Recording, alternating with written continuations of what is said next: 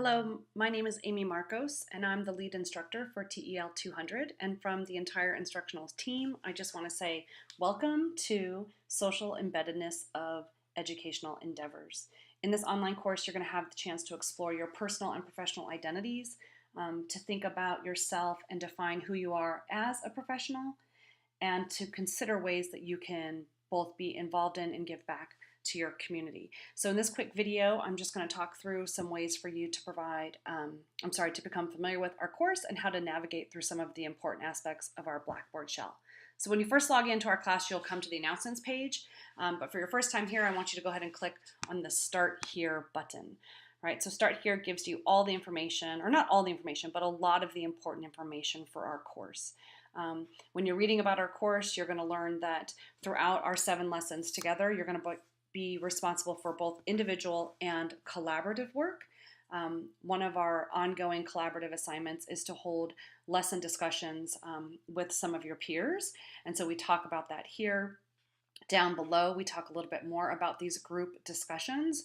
You can access frequently asked questions documents by opening that link. You can also preview the rubric for how these repetitive lesson discussions and summaries will be evaluated. In the very first lesson of the course, you're going to be introduced and assigned to a group, and together with this small group that you'll be having reoccurring discussions with, you'll establish a group charter, your norms and rules for working together. More about that in the lesson 1 video.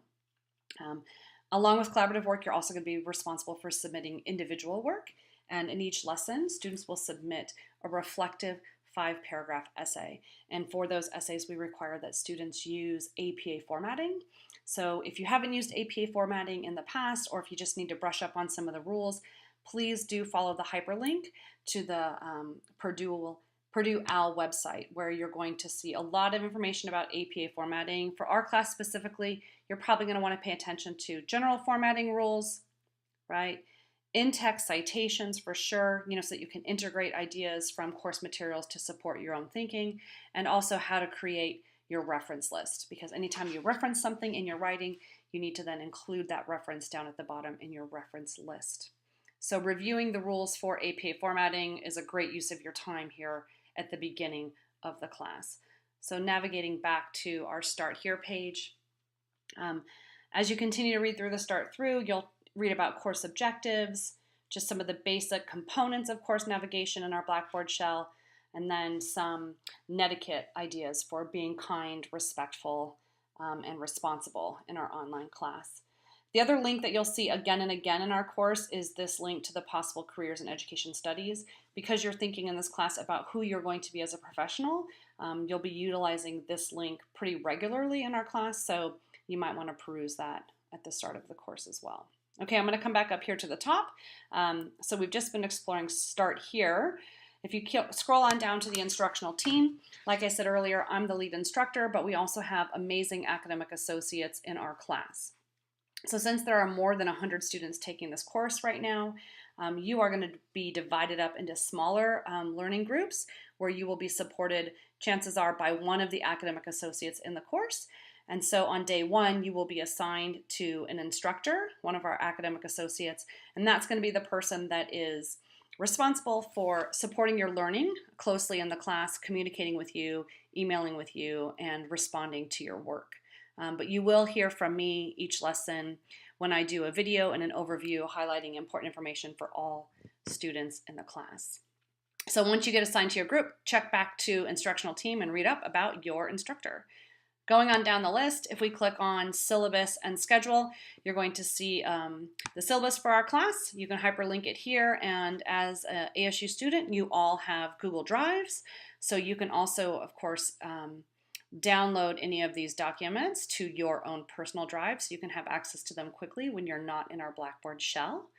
So you have the schedule as well down here, and just a quick note about our schedule. Our lessons for this course begin on Thursdays and end on Wednesdays. And so all assignments are due on the last day of the lesson.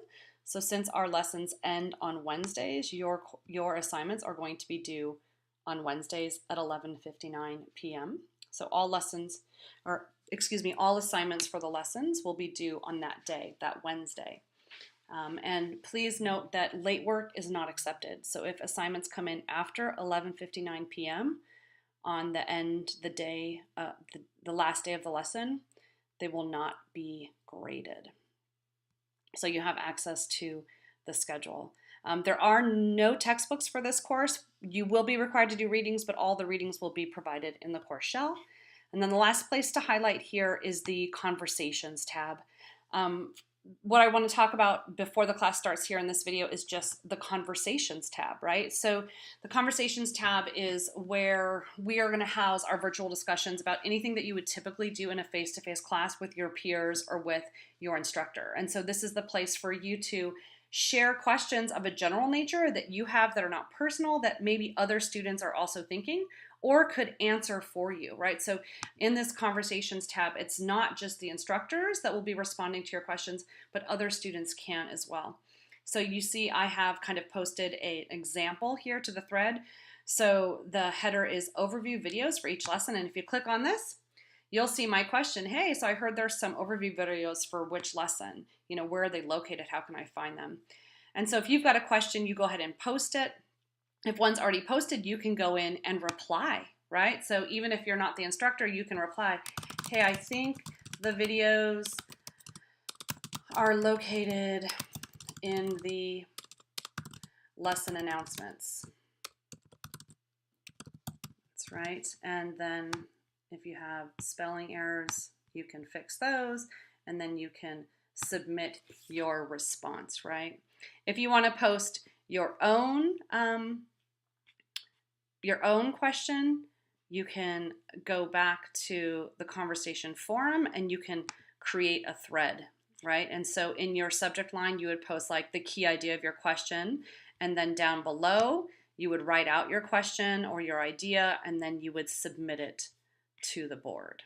So if you have questions of a general nature, instead of emailing your instructor, this is where you're going to want to post them. This way we can answer questions, and then our answers can go to the entire class.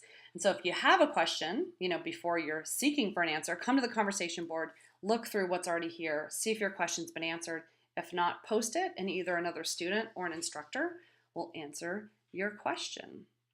I think that's about it for our course overview. We're super excited to work with you this semester and are looking forward to the starting of the course.